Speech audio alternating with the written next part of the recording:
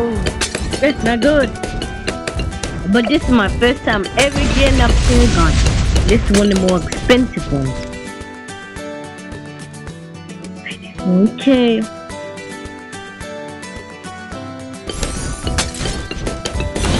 My first time getting an actual paragon. It kills everything.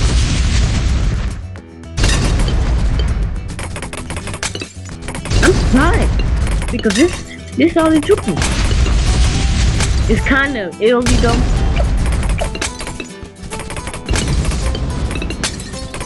I could probably form 75 feet up.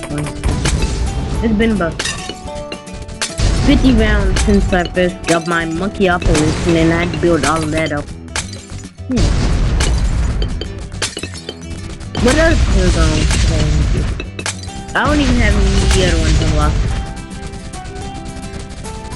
They're gonna absolutely destroy that BAD.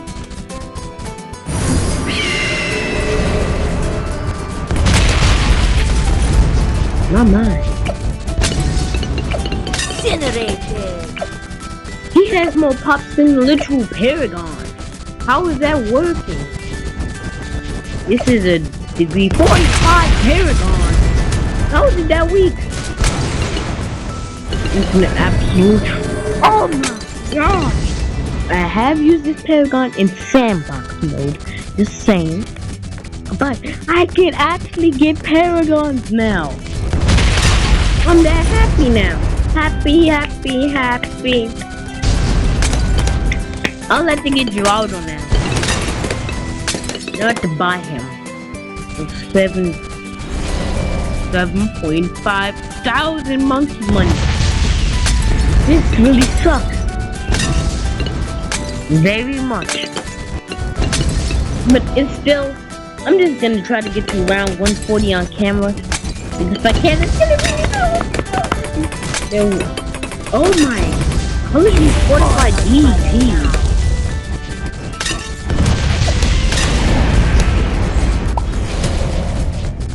It makes no sense.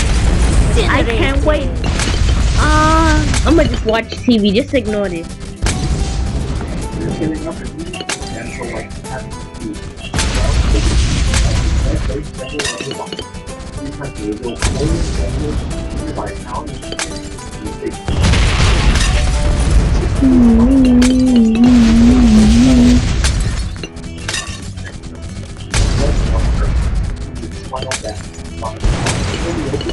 That's the scary look. Great about that.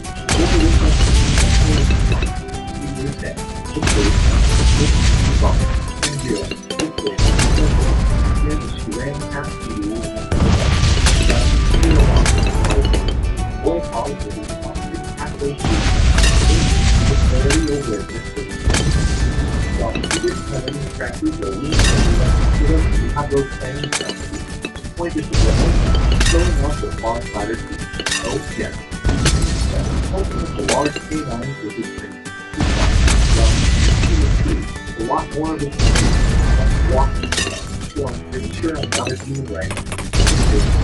Actually, it's been shooting forward that she thought. You were so worried. You were a Just ignore what I'm watching. You know I'll come back to you. Really realize you are a great man. The boy man is I'm not feeling any of this history. Really let him know and look at you. Oh, yes. I was born so strong and I'm still a lot to maintain it too. So maybe you're just like this is sort of he didn't fight together. Do something about what has happened. Just want to tell us. Well, now that we're all trying to cheer up. What? Of what?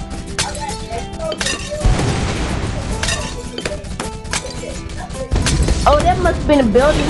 Like that must have been a different building because what I saw was a warehouse that had a decent sized chunk of it taken out. No, they said nothing left. They said Oh.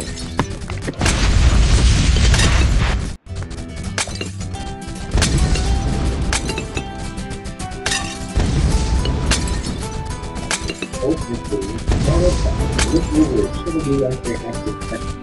So they didn't know. History said that, well, no everyone. Well,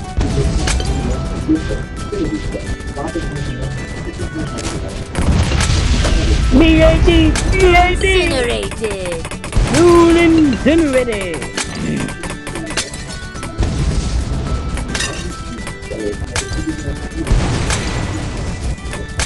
I actually was able to get round the what?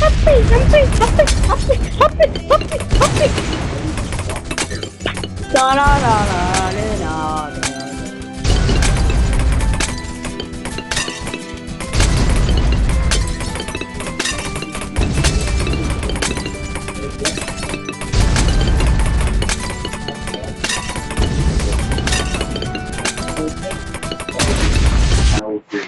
Literary Sin spoke about how she'd always been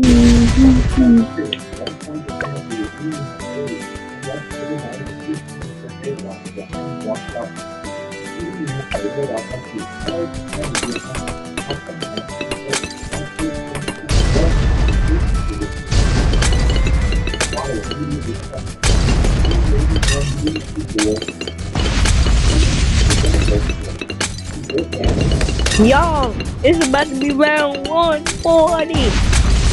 I can't wait, my boy. Just wait one more round. Fateful day, and I'm on alternate balloon rounds also. On hard, on monkey metal. What how bombs it be? Very hard. But I'm gonna black border monkey metal, I think. Blue incinerated. Blue incinerated. I can make it. I will never lose. You think I'm an idiot? Never gonna lose.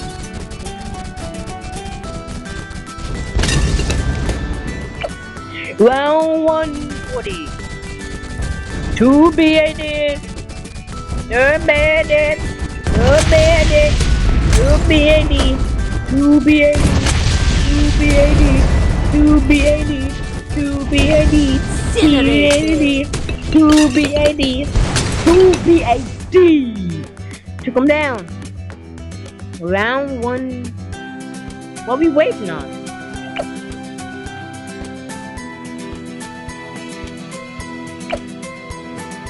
I have 500k left. I don't know what to spend all my money on. I probably should have got sacrificed. 3 BAD. I don't know there's that many. Ain't gonna be no problem for this. Absolute hit, straight up shooting. And now nothing's going to survive. Round 141, round 141, round 141, round 141. Wait a minute. Let me cook. Spent quite a bit of monkey metal. I had about 1,000. But since I got to round 140, I should at least get a little bit less back.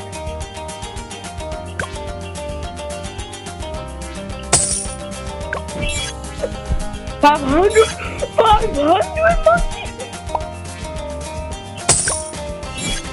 Alchemist, not very good. Alchemist, that's very good. From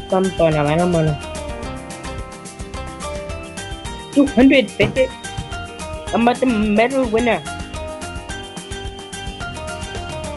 I did all the way up to 141. I should be an expert and I could probably beat Chim if I really wanted to. Wait a minute. 5,000 VDT.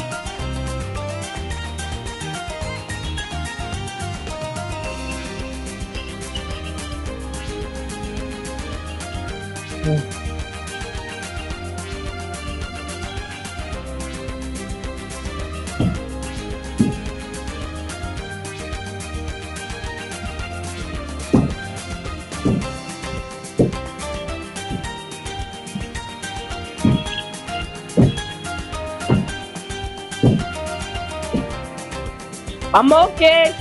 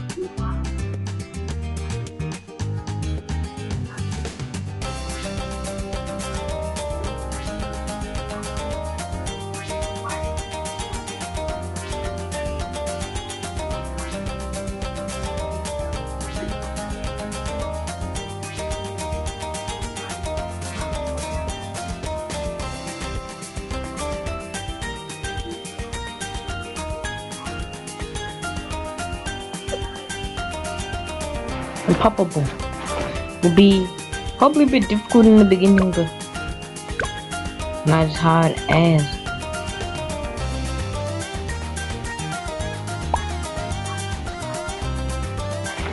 I am very much at this day I will have to replace my save, but I'm still going to because I must persevere and beat chumps. I will let the black border map and just spend 401.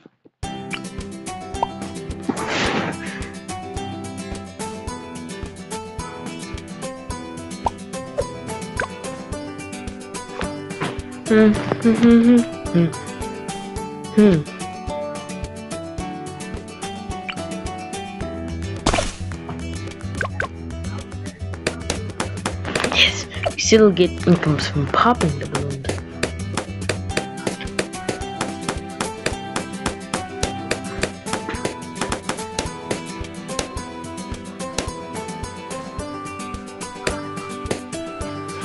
I was meant to. Oh no, I forgot. Yep, we got this cost a lot more money.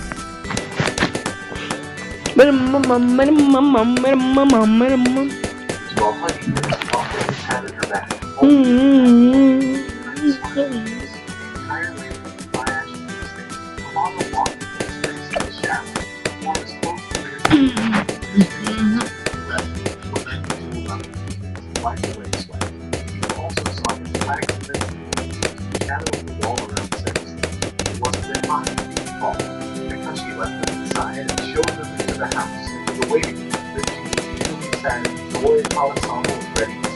The water filler made sure they did so. He noticed something on the boy's hand. Once the Kakashi left, he grabbed his wrist and held the attendant up. Kamado cringed and looked away. There were burns on his hand, painful looking. Red blisters surrounded by red skin. Oh, what's this? Shinobu asked, tilting her head in that false way of hers. Nothing, Kamado said, a little hurriedly, trying to snatch his hand back. Kamado, Jiu said, his voice harsh and steel-like. Are you a demon? The room froze for several seconds. Kamado's eyes wide as he looked at Jiu. His face paling significantly under the red. It looked like a sunburn, the water pillar realized. What? He can't be. Mitsuri broke him. He said he wasn't. He ate human food, a lot of it, and he walked in the sun, and was burned by it. Jiu said, thrusting out Kamado's hand for her to see, dragging the hapless boy along with the motion. But he wasn't killed by it. She insisted. I think Tomioka-san's question hasn't been answered. Shinobu said, her voice picking up a dangerous edge. Back at the estate, I noticed how you deflected the question, so I will also ask you directly. Are you a demon? Kamado said. The boy looked around nervously. That isn't an easy question to answer. He said just as he ripped his hand out of Jiu's and held it to his chest. I don't think it should be so difficult, Shinobu said. It's a simple yes or no.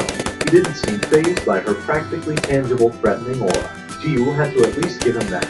Although it concerned the water pillar that he didn't seem worried. Did he really think he was that strong? Jiu's hand inched towards his sword. His wasn't the only one. Kamado sighed, rubbing his hand tenderly. The simple answer is the same as back at the butterfly estate. No, not right now. Not right now. Shinobu pressed. Jiu was glad she did so he didn't have to. He did notice that Mitsuri looked like she was about to cry. Again, the youngest of them opened his hand and looked down at it. as if he saw something that the rest of them didn't. Yubayashiki-sama knows my circumstances, but due to a demon blood art, I slowly am becoming a demon. Silence, then Shinobu spoke again. Oh, and exactly how slowly is this happening? He sighed again. For context, I have constant concentration breathing down, know how to use it to control my body to a large degree, and I know 2 breathing styles as well as basics of others. That isn't all, though. I also have another power of chain fruit, unique circumstances that would take too long to describe right now. Jiyu's eyes widened. The fire, then night. That was you. Mitsuri gasped. The fire that only burned the demons. Kamado shrank in on himself a little, but he nodded. Yeah, that was me. You could have burned all the demons on that mountain at any time. Jiyu didn't mean to sound accusing, but refused to take his words back. Why didn't you? Kamado looked over at him, gazed serious and hard. Because using that power is what pushes my body further into a demonic state. It is a last-ditch power that I cannot use unless I have no other choice. So the demon you chased down, the one you thought was waning 5, Mitsuri ventured slowly, was actually waning 4. She had some sort of mirror-shaped shifting and cloning power. She led me into a trap. I didn't face one waning moon by myself. I faced 4. Jiyu's mouth didn't drop open, but it took him conscious effort not to allow that to happen. Mitsuri didn't bother and Shinobu just sort of blinked as if she couldn't wrap her head around Kamado's words. My fire can't kill demons, but it does burn them and makes for a very good distraction with little collateral damage. You faced 4 of the 12 Kazuki on your own, and 1, Mitsuri asked, obviously flabbergasted. The boy seemed a little nervous as he looked around the room, and then nodded. My, Shinobu said, putting a hand to her mouth. Aren't you strong, Kamado-san? She obviously didn't believe him. The boy didn't notice her right tone as he sighed and shook his head, looking down at his hand again. Not strong enough. They had to rely on that power, and even though he didn't know why, Jiyu believed him. He looked so regretful at that moment. So, what happens when you start craving human flesh? Shinobu asked, sounding almost nonchalantly curious. Jiyu frowned at her but didn't say anything. Kamado looked over at her. I hope that day never comes, but if it does, I promise you I will not give in. I will either find another way to gather the energy I need, or I will kill myself with my tongue. The sheer conviction with which he said that did more to calm Jiyu's nerves than anything else the boy had said or done that day. He supposed Kamado could still be a smile of you, but he didn't think so. So, you're like half demon, Mitsuri asked, one finger on her pursed lips as she studied Kamado thoughtfully.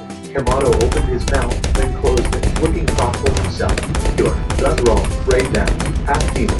The very thought was absurd. And yet, on the other side of the room, the doors opened and one of the Yubayashiki children walked into the room. Thank you for waiting, she said with that fixed smile on her face that Jiyu found almost as creepy as Shinobu's fake smile. Kamado said, Yubayashiki-sama would like to speak with you before the meeting. He will see you now. Kamado rose to his feet and made to follow her. Jiyu did the same. The white-haired girl looked up at him. Kamado-san only, Tomioka-san. Jiyu was about to protest when Kamado spoke up, waving his hand.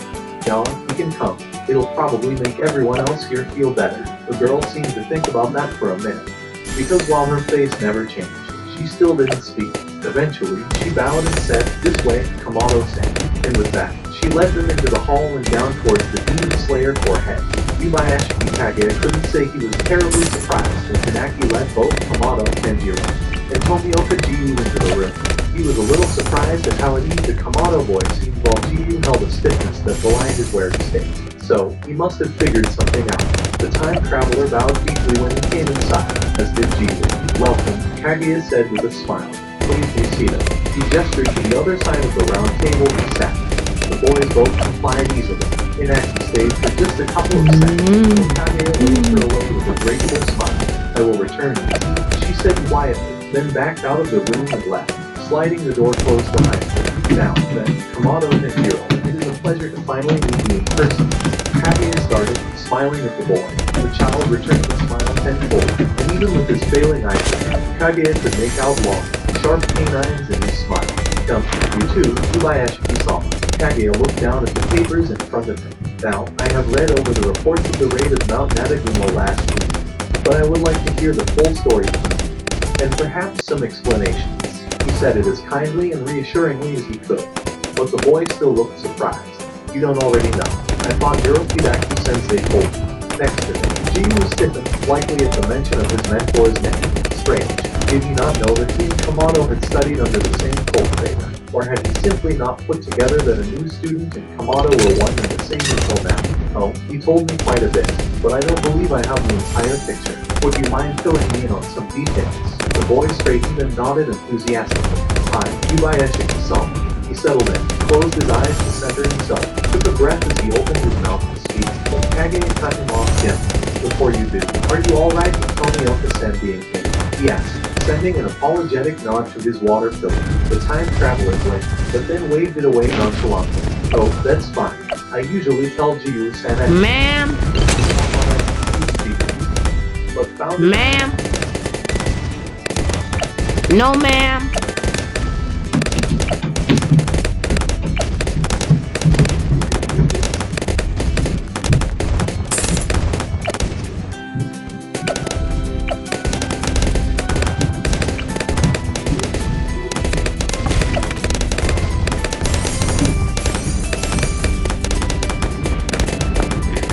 seeing as the Hashira would learn everything he needed to know very soon. He wondered just how much everything the boy would say would knock Jiyu for a loop. He wished he had better eyesight to see it with. Very well. Please proceed, Kamado-san, and please start at the beginning, if you will. Oh, you can call me Tenjiro. The boy returned almost instantly. If you want, that is. The demon slayer had chuckled a little at that. So earnest. No wonder Yorokidaki liked him so much. Very well, Tenjiro-san. The boy nodded, took another breath, and began his story. As requested, he started at the very beginning, explaining first how he woke up on the same morning time again, then proceeded through the first timeline. Hirokidaki had, indeed, sent summaries of the boy's words, delivered them in person, even, but hearing all the details from the boy in question really put everything into perspective. How many lives had this boy lived?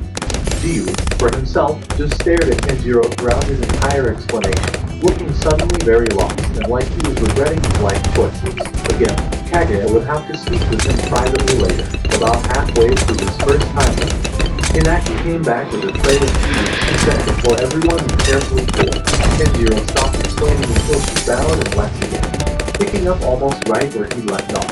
Kenjiro finished describing being turned into a demon for the first time, explained what he knew of the ultimate form of his demon blood art, and then went on to explain several of those first leaps. They didn't sound pleasant in the slightest. Then he went on to describe how he found out that he could save his family by more or less sacrificing himself to Musen and becoming a demon.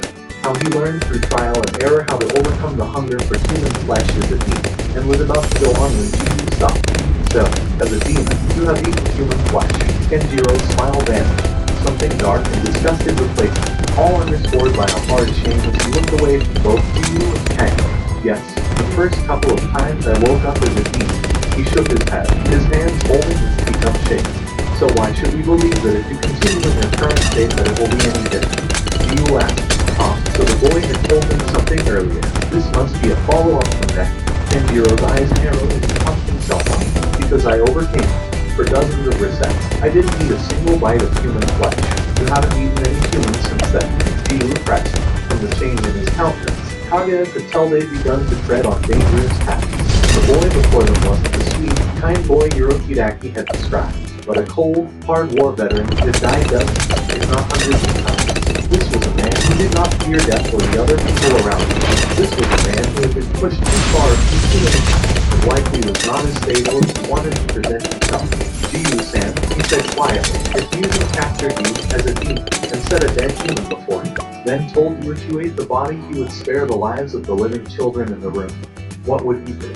That, apparently, had not been what the water pillar had expected because his eyes widened, and he looked distinctly paler. To be fair, Kage hadn't expected something like that either. Yet another horrific act to place on the pile of grave sins Musen had committed. Why would he do that? Jiyu returned, trying to regain his normal state of calm. Tenjiro snorted mirthlessly, because it's Kibatsujin Musen. He likes torturing people, manipulating them, either subtly or blatantly to do what he wants. And if it isn't what they want, then so much the better.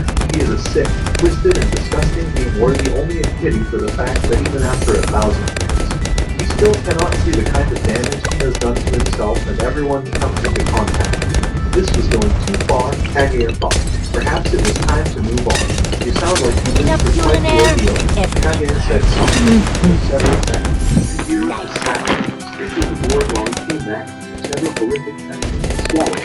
Yeah, the boy finally managed to say, although his voice sounded happy, he could barely squeeze through his throat. More. These last few weeks were numbing. There was still one thing Kagea wanted to know, so he decided to venture Prone it sounds like he incinerated. did hardly. You know why? And he Alright. took several deep breaths before he turned back to Kagea. Face pointed to the high shoulder somewhere, and almost kept his breath away. No one, let alone a child, should have those eyes. When one is turned into a teacher, he is able to create some kind of thought connection. It is why when they say his name, they die. He can hear them and he kills them. Some demons can have thrown off that link, and thus the curse of his name would go away. But it takes time and effort. During a recent week, I decided to infiltrate the upper ranks of the position. I challenged Waxing 3 to a fight and managed to win. Doing so, I got the information on all the Waxing 3s that I was after. But he paused, seeming to gather himself. Did you know? He began sobbing that whatever Musen uses to play, he also marks their souls. His hands involved in his fist, he stared at the table hard, not willing to look up. Kagea didn't know what to say to that. Could only wonder if the horror of Musen's acts ever ended. I didn't, the boy finally said, not until I had to enter my own soul while fighting waiting one of those loop and saw it for myself. In the next loop after my infiltration. When he turned me, he must have seen a memory of me being one of his kazoo. That's the only explanation I can think of that makes any sense. If it did not go well, why did you not simply end the loop then? Do you ask? Kenjiro shook his head, because I didn't know what had changed or why. I couldn't let him do anything to my family. He held them hostage. I couldn't see them dead again. I couldn't. Kagea was beginning to make some very uncomfortable steps. This poor boy, and yet he burned so brightly. His utter strength of will was just astounding. Kenjiro cleared his throat, stopped his cold teeth, and then continued on. I finally killed him, you know, in the last loop, when he made his Waxing 0. He went back on his word and I attacked him. He was expecting, but I caught him off guard with something he hadn't expected. Then I managed to burn him with my fire and pull him into the sunlight while he was focused on that. I conquered the sun before the demon in other loops, but not that one. I couldn't give that to him, no matter if he felt possible. So we both died. Then I woke up in my family's house, as if from a nightmare. I don't remember much, except that I had to get away from everyone, so he wouldn't hurt me. I must have been making noise in my sleep, because my sister had come over to check on her. And she was there when I woke up. I only remember that urge to just get out, on a mountain, in the dead of winter, and I didn't even feel the snow as I rushed outside in my sleepy car. Once outside, I didn't know where to go, but I knew I was human again, and I just had to make sure. He paused, taking several deep breaths. You have a wealthy family, never have been, and don't know much that can show me their reflection. So I went to the nearby river and back here. I looked completely normal, but I couldn't really trust my own eyes. My sister followed me with my winter clothing. That was the first time I even noticed the cold, and I asked her if she saw anything in my eyes. She told me they looked normal, but not when I woke up and had the kanji for Waxing 0 written. The cottage's grip let out a noise somewhere between a pop and a crack before suddenly crumbling in his hand, causing everyone to jump. Kenjiro shot to his feet, dropping the shards as if they burned. Fortunately, there was no cheating. Thankfully, he had managed to not cut his hand. Kagea wasn't exactly sure how, but wasn't about to look a gift horse in the mouth. Oh, I'm so sorry. Please forgive me. Oyakata-sama. Please, let me clean that up. And there was the kind-hearted boy that Hirokidaki had described. It's fine, Kagea said. Please make sure you don't cut yourself. I'll call for Hinaki. Oh,